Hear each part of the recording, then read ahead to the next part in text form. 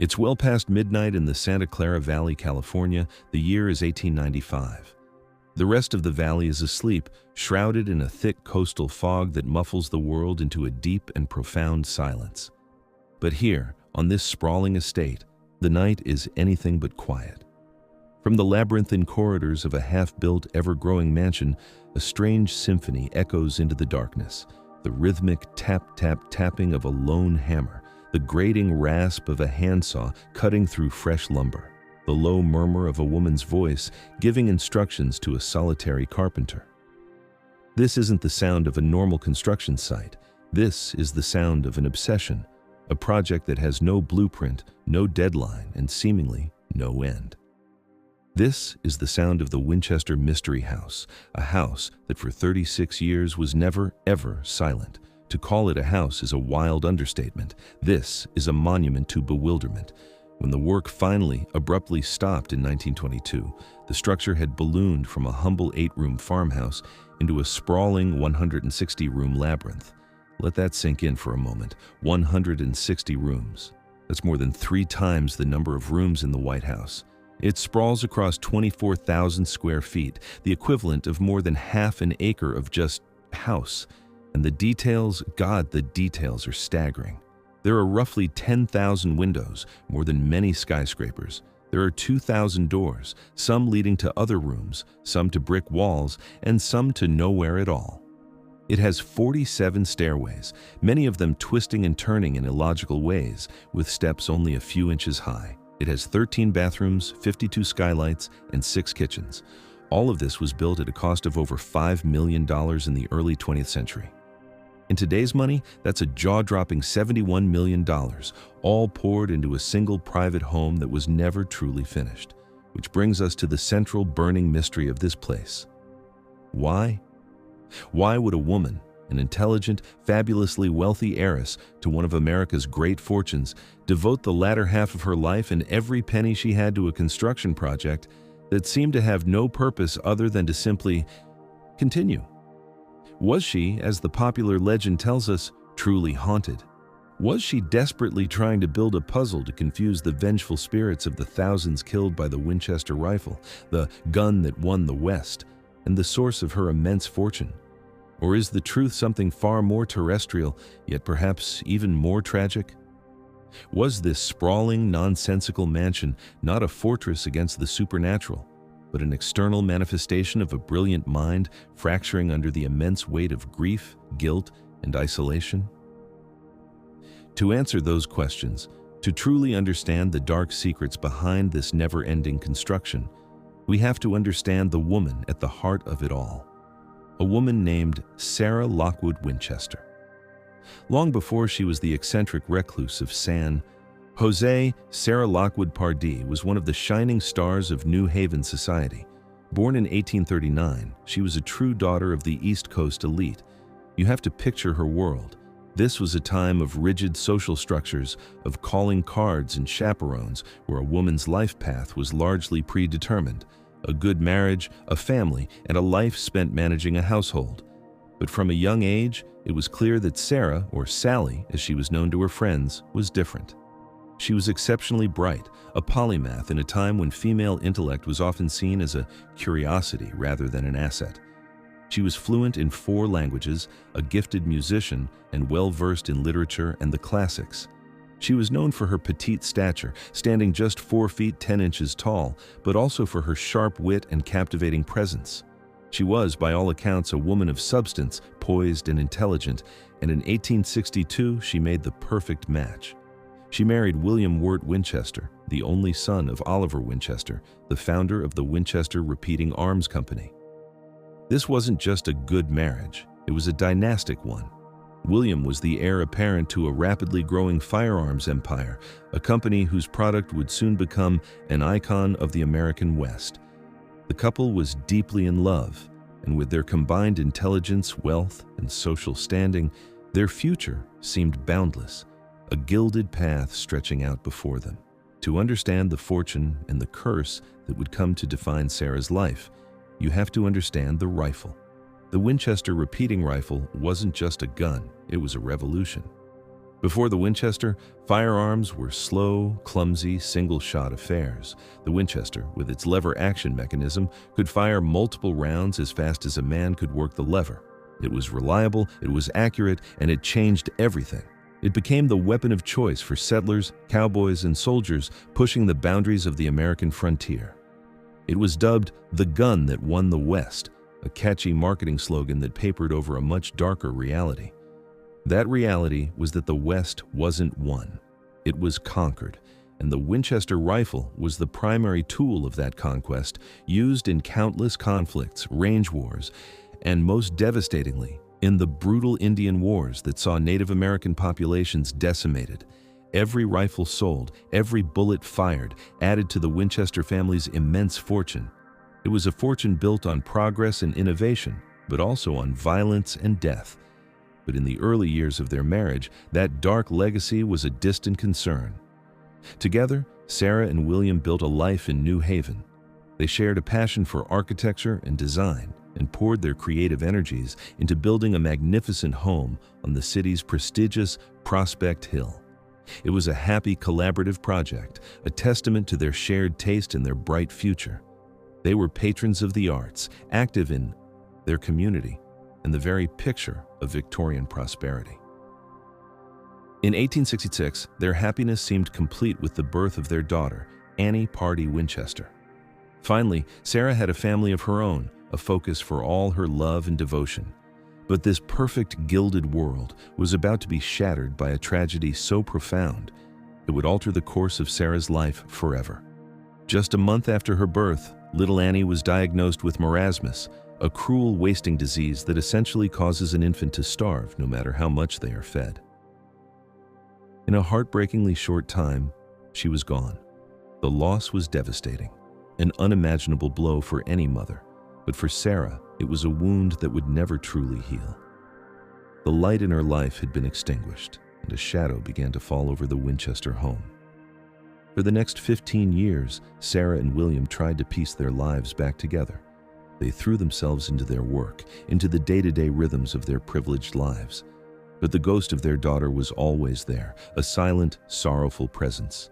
And then, in the spring of 1881, the shadows lengthened and consumed everything. William, still a young man in his prime, contracted tuberculosis. In a matter of months, he too was gone. Within the span of a few short years, Sarah's world had been systematically dismantled. Her infant daughter, her beloved husband, her mother, her father-in-law, all taken from her.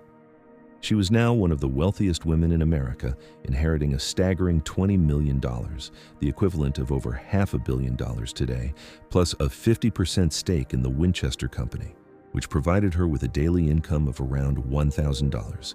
That's like having $30,000 deposited into your bank account every single day in today's money. But the fortune was a cold comfort. It was, in the eyes of many, a blood money. And for a woman steeped in grief, a woman who had lost everything she held dear, a terrifying thought began to take root. What if her fortune wasn't a blessing, but a curse? What if the spirits of the countless people killed by Winchester rifles were now seeking their revenge and had claimed her family as payment? This is where the legend of the Winchester Mystery House truly begins. It's a story that has been told and retold for over a century, a story of ghosts and guilt and a desperate, unending quest for redemption. And at the heart of it all is a single, fateful meeting. Desperate for answers, for some way to make sense of the relentless tragedy that had befallen her, Sarah allegedly sought the counsel of a spiritualist medium in Boston. The story goes that the medium, in a trance, channeled the spirit of her late husband, William. And the message he delivered was a chilling one. He told her that their family had been targeted by the spirits of all those who had died by the barrel of a Winchester rifle. The spirits were angry, and they had taken their revenge on William and Annie, and now they were coming for Sarah. But there was a way out, the medium explained. A single, bizarre path to salvation. Sarah was to leave her home in New Haven, travel west, and build a great house for the spirits. She was to never stop building. As long as the sound of hammers echoed in the halls of her new home, as long as the construction continued, she would be safe. The moment the building stopped, the spirits would close in, and she would be the next to die. And so, in 1885, Sarah Winchester packed her bags, turned her back on the life she had known, and headed west, not just in search of a new home, but in a desperate flight from death itself. She was no longer just a grieving widow. She was a woman on a mission dictated by the spirit world, a mission that would give birth to the strangest, most mysterious house in the world. Sarah's journey west brought her to the Santa Clara Valley, a place that in the 1880s was known as the Valley of Heart's Delight, and you can see why. It was a world away from the cold, crowded, industrial cities of the East Coast. This was a land of sunshine, of endless agricultural bounty, a place where the air was clean and the future seemed as bright and open as the California sky. For a woman fleeing the ghosts of her past, it must have seemed like the perfect place to start over, or at least the perfect place to hide. In 1886, after a brief search, she found what she was looking for. It wasn't a grand estate or a fashionable mansion. It was a modest 45-acre ranch near San Jose, the heart of the valley. The centerpiece of the property was a simple 2-story farmhouse with just 8 rooms. It was unassuming, rustic, and completely ordinary. It was the perfect blank canvas. Sarah purchased the property, and in a nod to the region's Spanish heritage and perhaps her own memories of traveling with William, she named it Lanada Villa. For a short time, it seemed as though Sarah might settle into a quiet, peaceful life. But the peace was short-lived. The medium's prophecy, the supposed command from her dead husband, was a constant, nagging presence. The construction had to begin. And so it did, but not with a grand groundbreaking ceremony or the unrolling of architectural blueprints. It started small. A new room added here, a wing extended there. At first, the neighbors probably didn't think much of it. A wealthy widow renovating her new home. It was perfectly normal. But then the work didn't stop. Weeks turned into months. Months turned into years. The hammering became a permanent feature of the landscape, a constant rhythmic heartbeat that pulsed day and night. This is the part of the story that cemented the Winchester legend. For 36 years, from 1886 until the day of Sarah's death in 1922, the construction never ceased. A crew of carpenters worked in endless shifts, 24 hours a day, 7 days a week, 365 days a year. The moment one shift of workers laid down their tools, another picked them up. The house was in a perpetual state of becoming, a living entity that grew and mutated under the constant attention of its creator. And Sarah wasn't just funding the project. She was its sole architect, its master planner, its singular driving vision. She had hired architects when she first arrived, but quickly dismissed them. Their logic, their adherence to convention, their need for a master plan, it was all useless to her. Her project wasn't about creating a functional home. It was about the act of creation itself. It was about appeasing the spirits, about keeping the hammers ringing to keep death at bay. Her process was as unconventional as the house itself. There were no formal blueprints. Instead, Sarah would summon her foreman in the dead of night, and using a large custom-built table, she would sketch out her plans for the day. Sometimes on paper, sometimes, as the legend goes, on a tablecloth or even a napkin.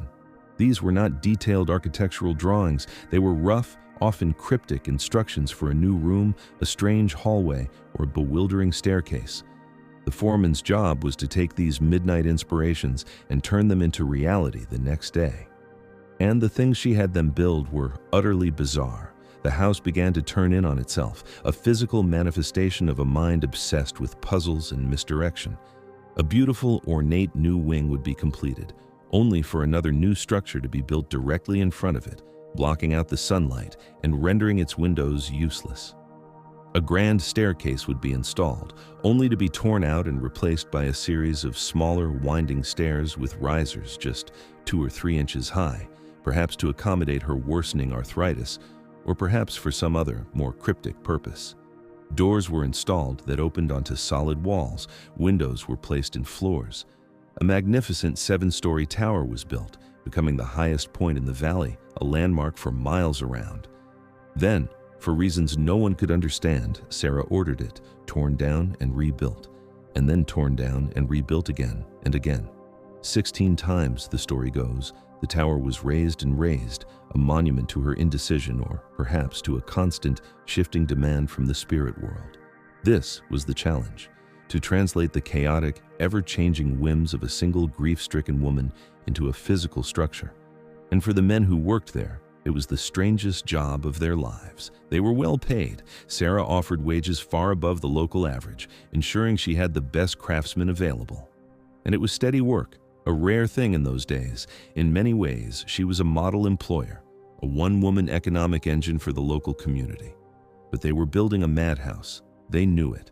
They would finish a beautiful room, complete with expensive wallpaper and handcrafted woodwork, only to be told to tear it down the next day.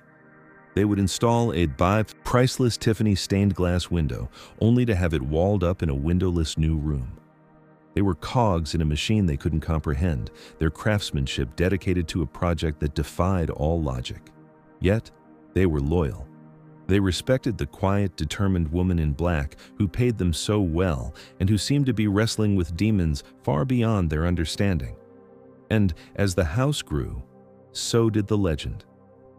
The locals, who at first were merely curious, became fascinated, then suspicious. The constant noise, the strange, sprawling structure rising from the orchards, the reclusive, black-clad widow who was never seen in town. It was all fertile ground for gossip and speculation. The newspapers began to write stories, calling it the Mystery House. They wrote about the eccentric heiress, the spirits, the curse of the Winchester fortune. Sarah's private obsession was becoming a public spectacle.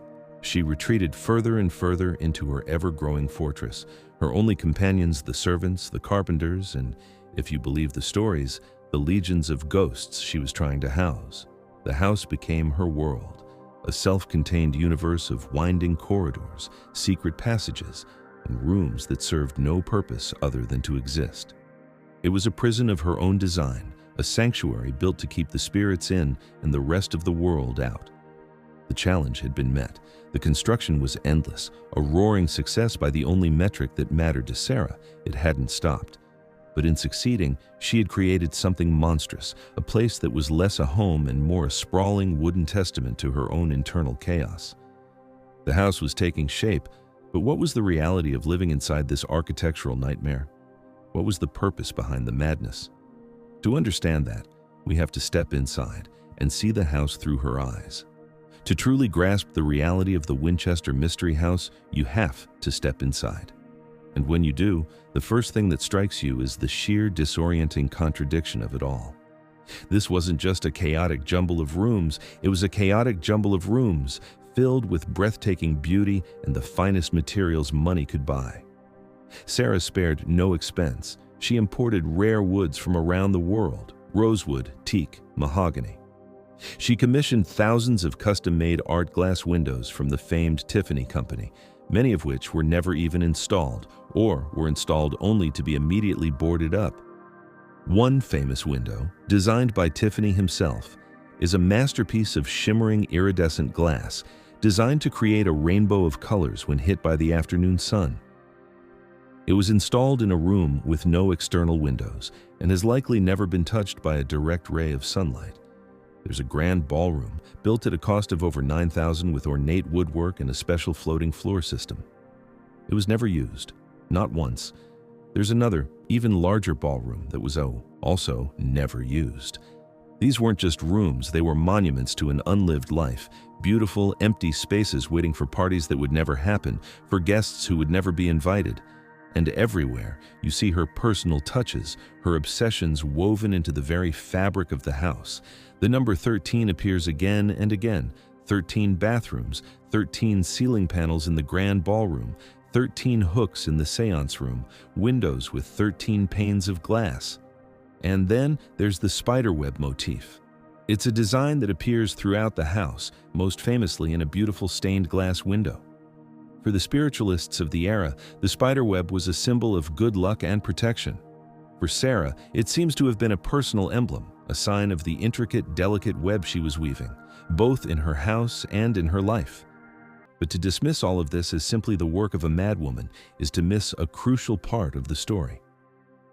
Because for all its nonsensical design, The Winchester Mystery House was also in many ways a marvel of modern technology, a home that was decades ahead of its time. This wasn't just a place of chaos, it was also a laboratory for innovation.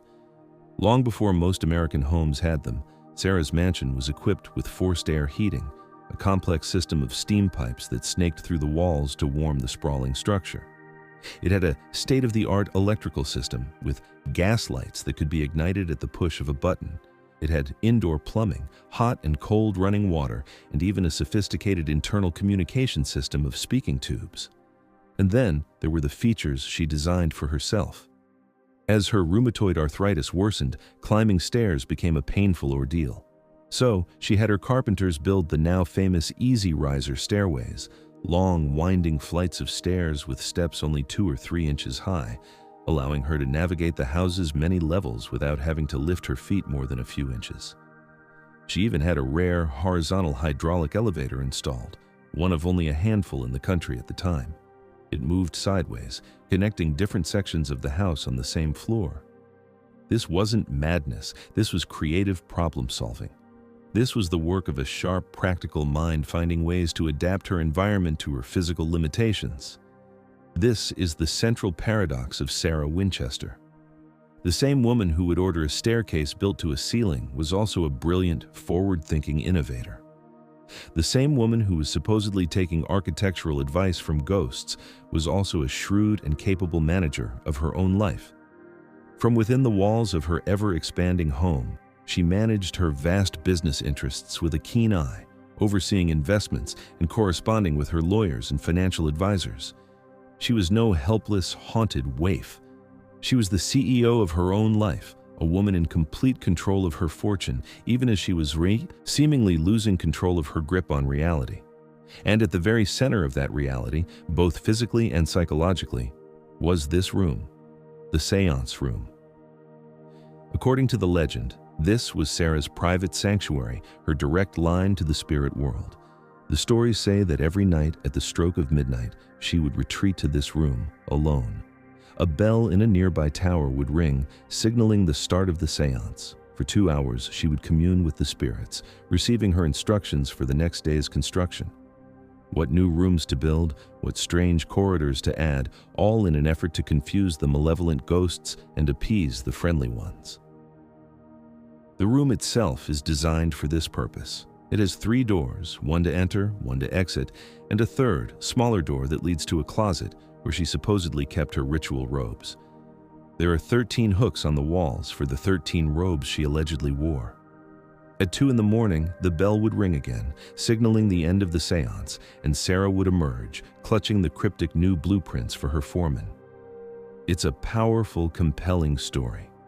It's the image that has defined Sarah Winchester for over a century, the mad, haunted widow locked in a nightly conversation with the dead. But is it the truth? In recent years, as a new generation of historians and researchers has begun to challenge this narrative, to peel back the layers of myth and legend and look for the real woman underneath. What if the endless construction wasn't about ghosts at all? What if it was a form of therapy? Think about it. Here is a woman who has suffered an unimaginable series of losses. In a time when grief was a private, repressed affair, when there was no language for dealing with trauma, what if this project was her way of coping? A way to pour her immense energy, her intelligence, and her fortune into something, anything, to keep from being consumed by her own sorrow. Building is a creative act. It's a hopeful act.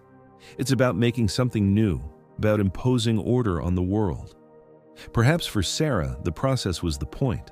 The daily challenge of designing, of problem solving, of managing a massive ongoing project. It was a reason to get up in the morning. It was a distraction from the ghosts of her past, not the ghosts of the Winchester rifle. And there's another, more pragmatic theory. Sarah Winchester was not just a grieving widow. She was a deeply compassionate and charitable woman. She was a major benefactor to local charities. She paid her workers exceptionally well. And she created dozens, if not hundreds, of steady jobs in the community for over 3 decades. What if the endless construction was, in part, a massive, ongoing act of philanthropy? A way to use her blood money to create livelihoods, to support families, to do some tangible good in the world, all under the guise of a personal eccentricity. Perhaps the house wasn't a prison, but a canvas, a three-dimensional diary of a brilliant wounded woman, a place where she could express her grief, her creativity, her obsessions, and her intellect, free from the judgment of the outside world.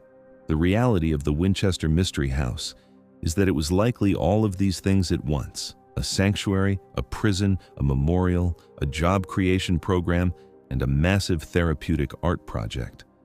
For 36 years, Sarah Winchester lived in this reality of her own making, a world of constant noise, of shifting walls and endless corridors. She found a way to survive, to channel her immense pain into something tangible. But the house was being built in California, a land of sunshine and beauty, but also a land of violent, unpredictable power. And in the early morning hours of April 18, 1906, that power would be unleashed, and Sarah's carefully constructed world would come crashing down around her. At 5:12 a.m. on April 18, 1906, the ground beneath Northern California began to tear itself apart. The Great San Francisco earthquake, one of the most powerful and destructive seismic events in American history, had struck. For nearly a minute, the earth convulsed with terrifying violence. And in San Jose, just 50 miles south of the epicenter, the Winchester Mystery House was shaken to its very foundations. Sarah, now 66 years old, was asleep in her favorite bedroom, the Daisy Room, named after her beloved niece. As the quake hit, she was thrown from her bed. The room, like the rest of the house, was plunged into darkness as the gas lines ruptured and the electrical system failed. For what must have felt like an eternity, she was trapped, alone in the pitch black, as the house she had spent 2 decades building seemed to be tearing itself apart around her.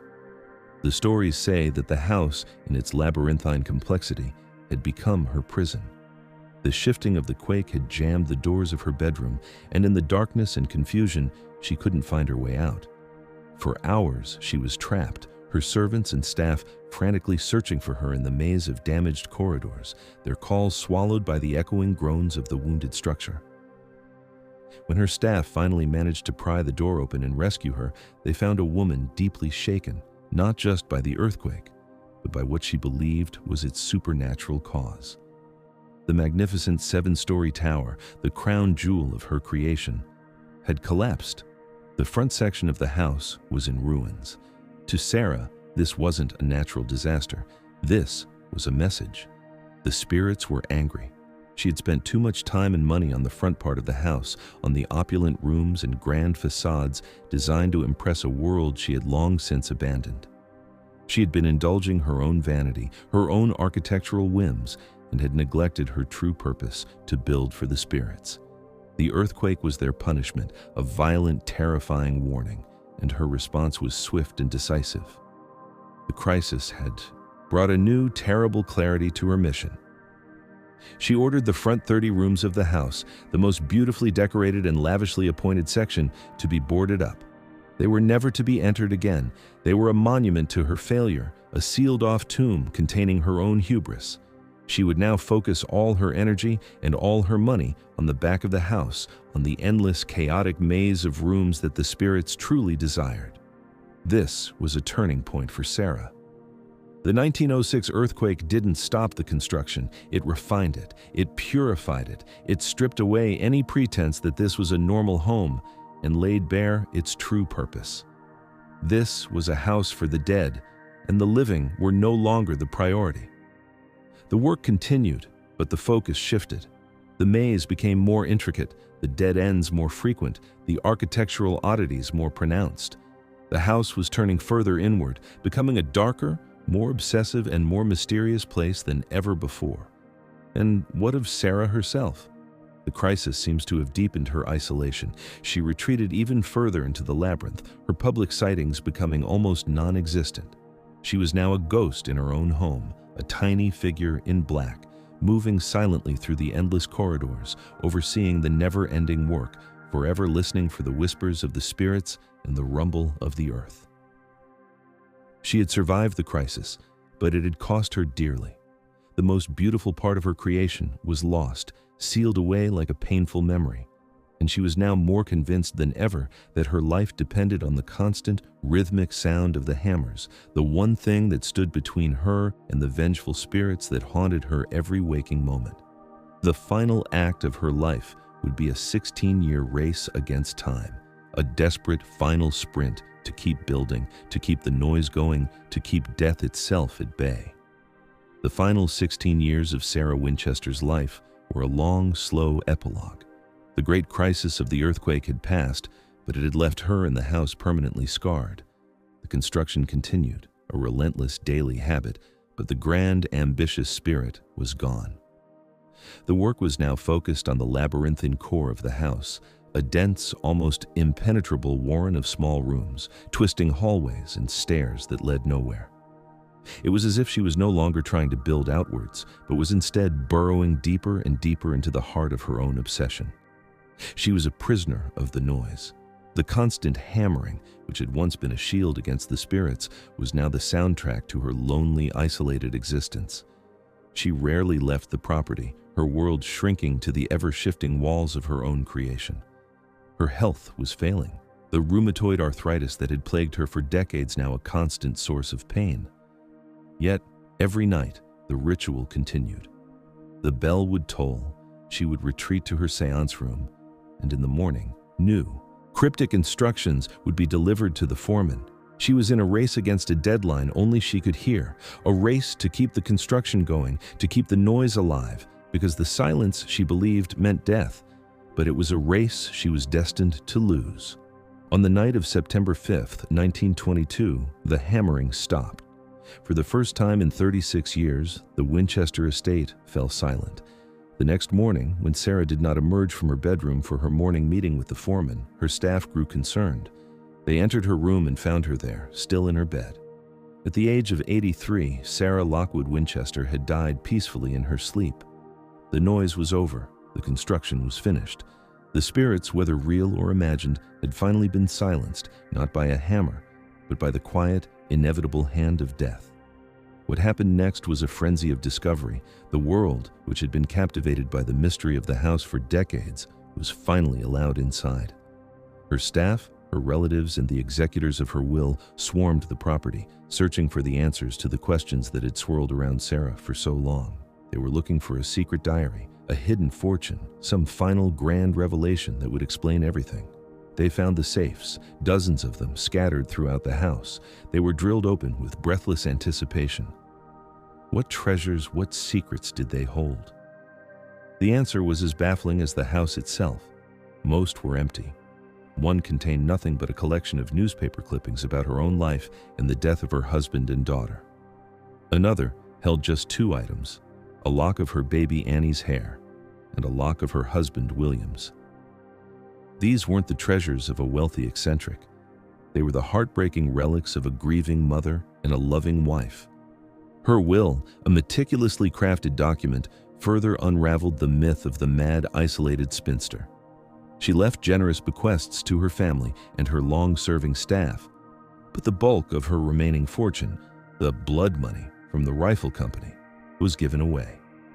She established a tuberculosis hospital in New Haven in her husband's name, a poignant attempt to fight the disease that had taken him from her. She left vast sums to charities that supported the poor and the sick. In death, as in life, she was using her immense wealth not to appease spirits, but to alleviate human suffering. The house itself, the great sprawling monument to her life's work, was left to her niece, Marion. But Marion, who had her own life and family, wanted nothing to do with the architectural white elephant. She sold off the furniture, the fixtures, anything of value, and then sold the house itself to a group of investors for a fraction of what it had cost to build. Just 9 months after Sarah's death, the gates of the Winchester Mystery House were open to the public. And this is where the modern myth was truly born. New owners, eager to recoup their investment, recognized that a good ghost story was far more profitable than a sad story of a grieving widow. They hired tour guides and encouraged them to embellish, to invent, to lean into the most sensational aspects of the legend. The seance room, the number 13, the doors to nowhere. They were all woven into a thrilling narrative of curses and ghosts. The complex, tragic woman at its heart was flattened into a caricature, the mad, haunted widow of the Winchester fortune. So we come back to the questions we asked at the beginning. Was Sarah Winchester truly haunted by the ghosts of the Winchester rifle? Was she a madwoman lost in a world of delusion and superstition? The ghost story is seductive. It's simple, it's dramatic, and it has the satisfying chill of a campfire tale. It's the story that has been sold to millions of visitors for 100 years. But the truth, as is so often the case, is likely something far more complex and far more human. There is no credible evidence that Sarah ever met with a spiritualist medium or that she believed her house was haunted. Those stories only began to appear in newspapers years after the construction had begun, sensationalist fictions to explain a phenomenon the world couldn't understand. The real ghosts that haunted Sarah Winchester were not the spirits of strangers killed by her family's invention. They were the ghosts of a husband and a daughter she had loved and lost.